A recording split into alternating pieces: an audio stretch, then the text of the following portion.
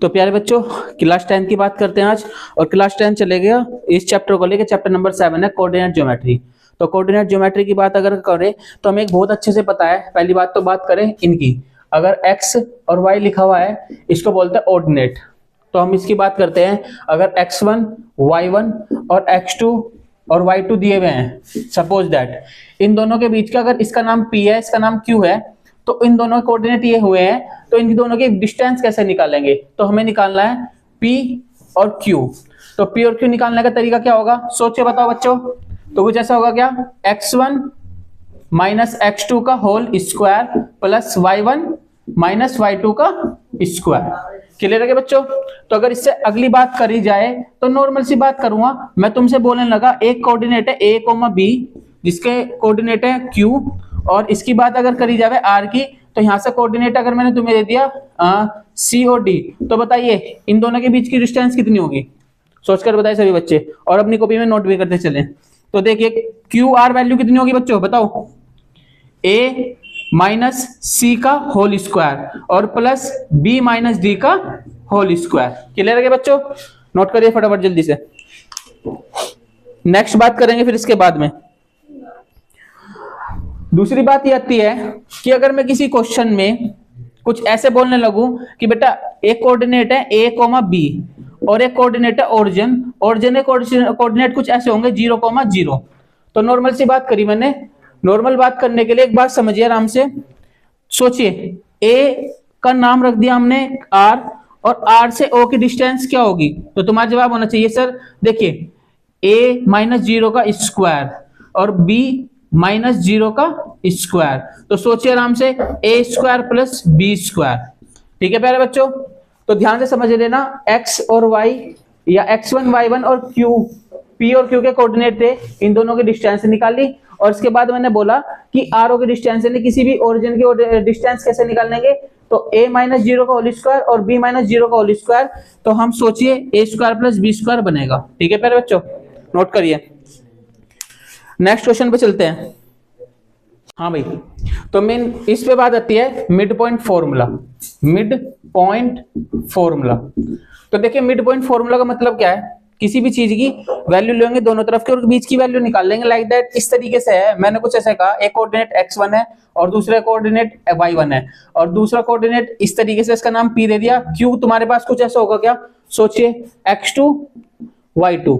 तो मैंने पूछा मिड पॉइंट क्या होगा, तो तुम्हारे जवाब होने चाहिए sir x is equal to x1 plus x2 upon में 2, और y के कोऑर्डिनेट कुछ ऐसे होने चाहिए क्या, सोचिए y1 प्लस y2 अपॉन में 2। क्लियर है क्या? अब इसके बाद मैंने क्वेश्चन दिया नॉर्मल सा, p की वैल्यू अगर तुम्हें दे दी -7,4 और q की वैल्यू दे दी मैंने 4, -3। तो मैंने पूछा इसका मिड पॉइंट निकाल के बताओ, जल्दी से निकालो इसके मिड पॉइंट क्या होंगे। सोचिए आराम से, मिड पॉइंट में कौन सा फॉर्मूला आएगा?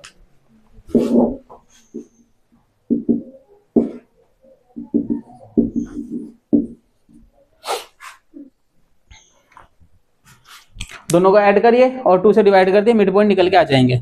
और एक बात दिमाग में सेट रखना, मिड पॉइंट का मतलब बीच का जो पॉइंट होगा वो हमारा मिड पॉइंट होता है किसी भी उसका। ठीक है, इसके बाद करते हैं बात सेंट्रोइड की। तो सेंट्रोइड के लिए एक छोटी सी बात याद रखनी, छोटी सी।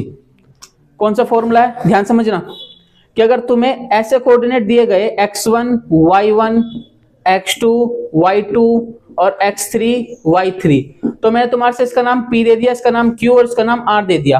तो मैंने पूछा कि सेंट्रोइड क्या होगा, तो तुम्हारा सीधा जवाब होना चाहिए सर x के लिए कुछ ऐसा होना चाहिए x1 plus x2 plus x3 upon में 3, और y के लिए क्या होना चाहिए, सोच के बता भाई, क्या नाम है, x1 या y1 plus y2 plus y3 और अपॉन में कौन आएगा 3।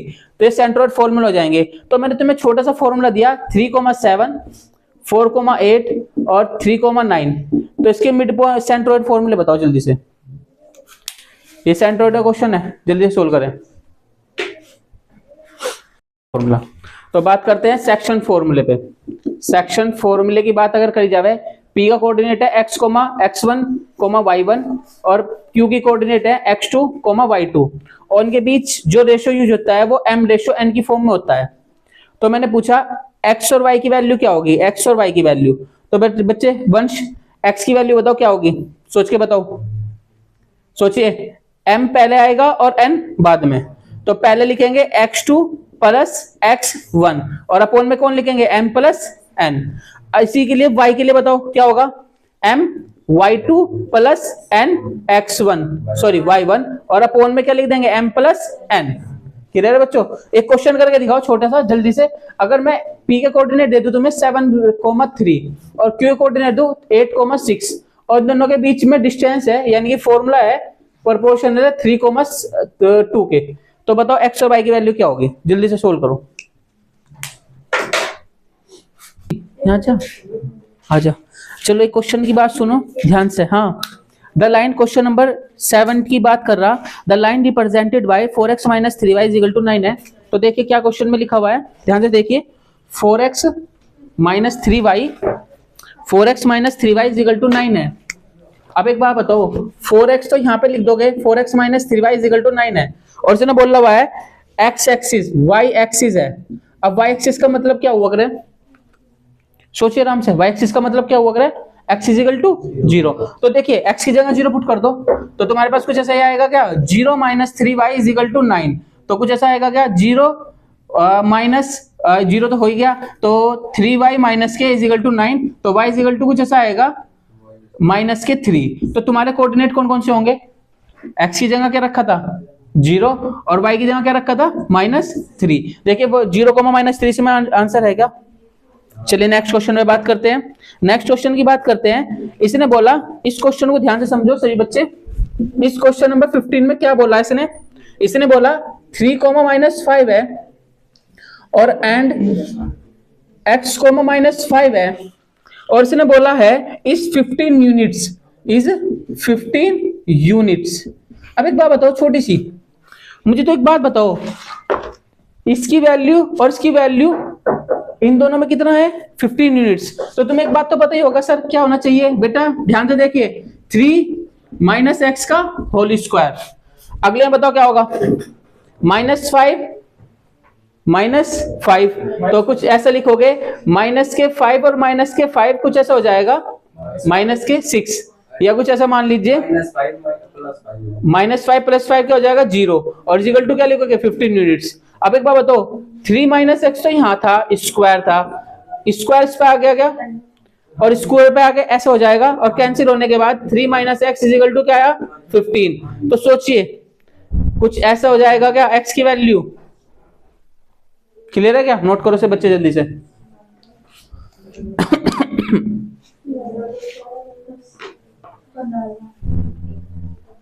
अब एक बात बताइए, पहला कोऑर्डिनेट तो तुम्हारे पास ऐसा आ गया था -12, तो y की वैल्यू निकाल दोगे सब बच्चे, करिए आजो। देखिए बच्चों ध्यान से समझिए, क्वेश्चन नंबर मैं बात करता हूं क्वेश्चन नंबर 13 की। 13 समझो आराम से। इस क्वेश्चन में पॉइंट दिए हुए हैं -4,0 और दूसरा कोऑर्डिनेट दिया हुआ है 4,0 और तीसरा कोऑर्डिनेट दिया है 0,3। अच्छा एक बात बताइए, आर द वर्टाइसिस आर।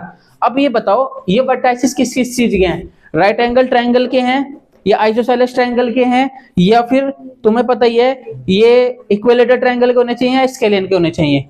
बताइए आराम से सोच समझ के। वंश बताओ क्या करोगे इस क्वेश्चन में।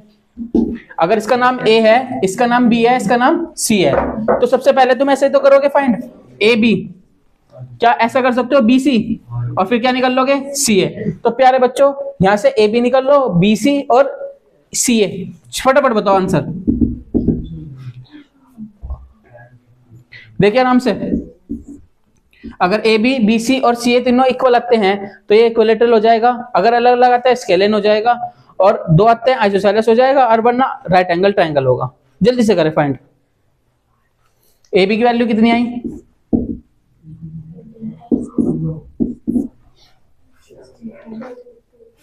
√2। किसकी वैल्यू है 2√2, ऐसे था क्या वैल्यू। ओके, BC की वैल्यू बताओ 5 है BC की। ओके चलो इसके बाद बताओ कौन सी वैल्यू आई, CA की वैल्यू कितनी आएगी, CA की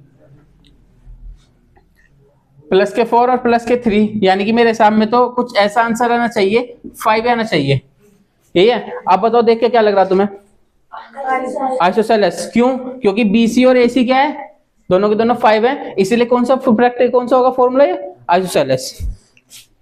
नेक्स्ट चलिए, नेक्स्ट फोर्थ क्वेश्चन ये देखिए आराम से, क्वेश्चन नंबर 14 कर लोगे सभी बच्चे। 14, the point on x axis equi distance the points 5,0 और -1,0। देख के बताओ एक्स एक्सिस का मतलब क्या होता है बेटा, तुम बताओ। ठीक है, तो इसका मतलब x, 0 होना चाहिए कोऑर्डिनेट। ठीक है, नेक्स्ट क्वेश्चन पाओ, क्वेश्चन नंबर 18 कर लिया सभी बच्चों ने।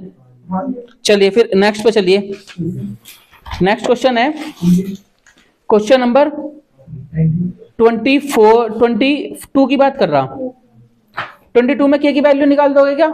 सेम है, फॉर्मूला ये वाला लगेगा और आंसर निकाल सकते हो। चलिए अब आ जाओ 23 क्वेश्चन पे बेटे। 23 पाओ सभी बच्चे आराम से। 23 में क्या बोला हुआ है देखिए आराम से।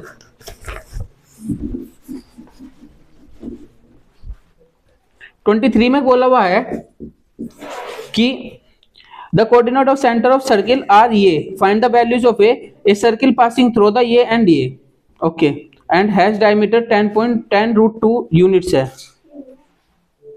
देखिए बच्चों ये सर्किल है क्या, सभी को दिख रहा होगा। अभी बताइए the coordinate of centre of a circle, centre की बात की हुई है, सेंटर कौन सा होगा, ये होगा क्या, और उसके कोऑर्डिनेट क्या है बेटे 2a, a-7। अब मुझे एक छोटी सी बात बताओ सभी बच्चे, सोच समझ गए आराम से। 2a तो यहां थी, कोई दिक्कत नहीं है, अच्छा, और एक कोऑर्डिनेट दिए हुए हैं पॉइंट 11,-9, ओके, और इन दोनों की जो डिस्टेंस है डायमीटर है, डायमीटर के बारे में बोला हुआ है उसने, डायमीटर कितना है बेटा उसका 10√2। अब मुझे एक छोटी सी बात बता दो, चलो बड़ी बात नहीं करता मैं। देखिए ये सेंटर है, यानी कि इसका मतलब ये चीज तुम्हें क्या मिली, सेंटर मिल गया, और ये कोऑर्डिनेट इससे घूम रहा, यानी कि इससे क्वेश्चन, यानी सर्किल इससे काउंट हो रहा। अब एक बात समझ जाइए, डायमीटर ये है तो रूट्स कितना होगा या रेडियस कितनी होगी, सोच के बताओ 5√2। अब मुझे एक छोटी सी बात बता दो, क्या 5√2 इससे इसकी डिस्टेंस हो सकती है क्या? इसका नाम अगर b रखूं, इसका नाम a रखूं, तो a से b तक की डिस्टेंस निकाल सकते हो सही बच्चे, जल्दी से निकाल लो फटाफट। और 5√2 के केवल रख के सिर्फ a की वैल्यू निकालनी, यहां से निकालिए फटाफट। हाँ तो प्यारे बच्चों इसकी बात करते हैं, इस क्वेश्चन की। हमें पता है यहां से यहां तक की डिस्टेंस जो है उसका रेडियस ये है, और हमें पता है यहां से यहां तक की डिस्टेंस निकाले। पहले सब सोचिए 11 - 2a का होल स्क्वायर और -9 और -7 है, तो इसमें होल स्क्वायर भी कर दिया और इज इक्वल टू किसके इक्वल रख दिया 5√2 के। अब हम सोचिए इस पे रूट उतार के 5√2 का स्क्वायर करा, इस 50 आया। सोल्व करने के बाद ये कुछ ऐसे बनते हैं a-3 और a-5, तो इससे निकल के आते हैं a की वैल्यू 3 और 5। ओके मेरे बच्चों, ठीक है नेक्स्ट क्वेश्चन पे चलते हैं। चलिए लो भाई,